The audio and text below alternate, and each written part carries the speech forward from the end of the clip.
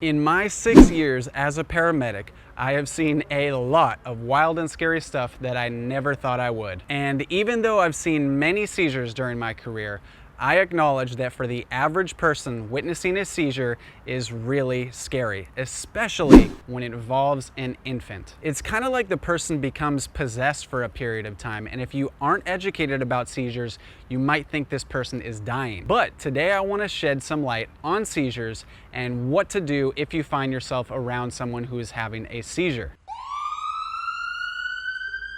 What's up everybody? For those that are new here, my name is Matt, I'm a paramedic, and it is my mission to help provide you with the skills and tools to potentially save a life one day. And if you want to become part of the movement, please be sure to subscribe, like, and share this video so that more people can be better prepared for what life throws their way. Alright, so in this video we're going to talk all about seizures, including what a seizure is, the types of seizures, treatments for seizures, and stick around until the end because we're going to dispel 3 myths about seizures that you may have been tricked into believing. So let's start with what a seizure is.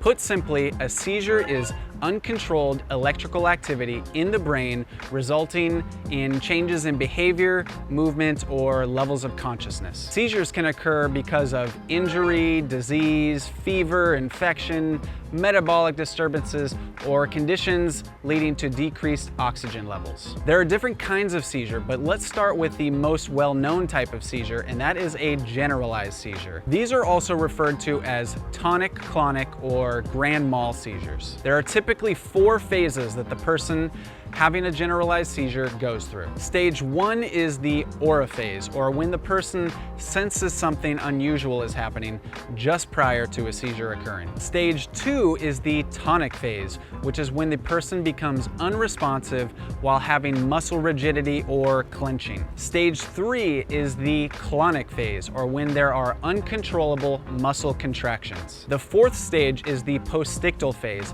and this is the most common phase that we as first responders deal with because by the time we get to the scene, the seizure is typically over with. The postictal phase involves a diminished responsiveness with varying degrees of confusion or even combativeness. Okay, next let's talk about 2 other forms of seizures: partial seizures and absent seizures. We're not going to spend a lot of time on these because 1, they're not quite as common, and 2, they don't really require any medical intervention. Partial seizures usually only involve a very small portion of the brain, which leads to uncontrolled movements in one area of the body. And unlike generalized seizures, people experiencing partial seizures may remain aware and conscious. Absent seizures, or sometimes pronounced absence seizures, are a brief loss of consciousness or awareness with little to no convulsions. These typically occur only in children, and a proper medication regimen typically prevents these. Now let's talk about the types of seizures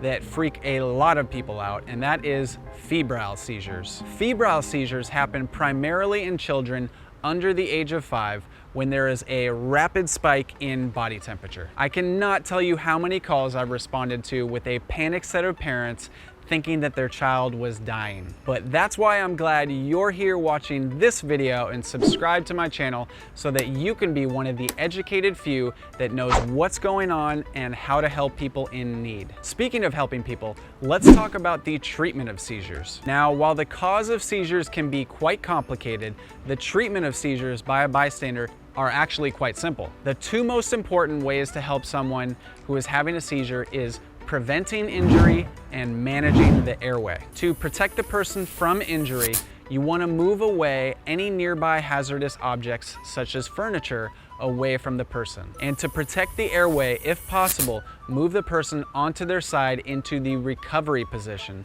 so that fluid can drain from their mouth. If this is not possible during seizures, be sure to place them on their side once they are done convulsing and in the postictal phase. To treat a child having a febrile seizure, be sure to remove as much clothing as possible to allow for the body to cool down. Alright, so you may be thinking when you should call 911 for a seizure. If a person has a history of seizures or has been diagnosed with epilepsy, there may be no need for medical attention. However, the following cases are valid reasons for calling 911. If this is their first seizure, if the person appears injured, the person is pregnant, the person fails to regain consciousness after the seizure, or the patient is an infant. And while I want to stress that the vast majority of seizures are not life-threatening, there is a life-threatening condition known as status epilepticus. This is classified as a seizure lasting longer than 5 minutes or 2 separate seizures in a row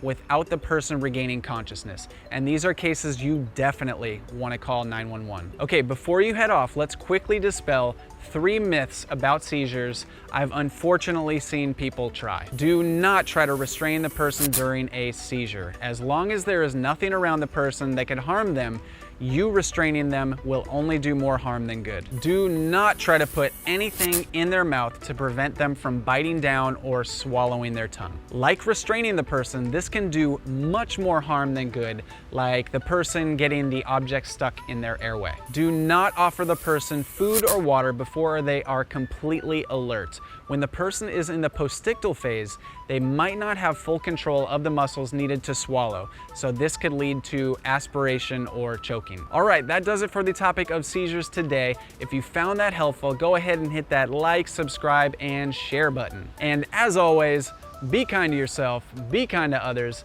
and I'll see you in the next video. Hey, thank you so much for making it to the end of the video. If you haven't done so already, please hit that subscribe button over here so you don't miss any more life-saving advice in the future. And go ahead and check out one of these hand-picked videos on your screen. Take care.